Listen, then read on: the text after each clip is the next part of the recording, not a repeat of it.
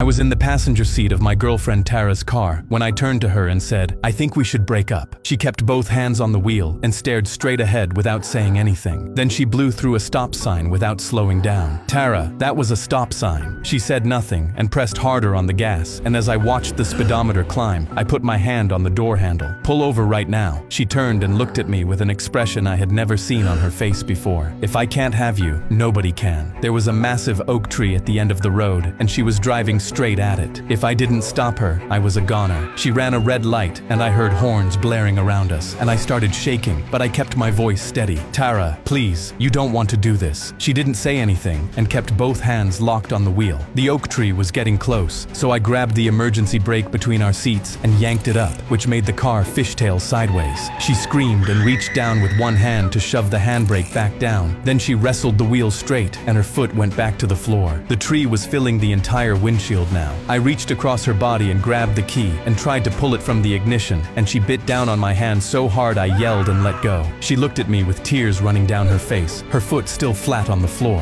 "I love you." She kept heading straight for the oak tree, and I threw myself back and braced with both hands on the dash. We crashed, and the airbags exploded into our faces with a sound so loud it stopped being sound and became ringing in my ears. I got out on shaking legs and walked around to her side. Tara was slumped over the steering wheel, and she wasn't moving at all. I stood there looking at her through the cracked window, then stepped back and called 911. The officer looked at the skid marks, then at the tree, and asked me what happened. I sighed. She didn't take the breakup well.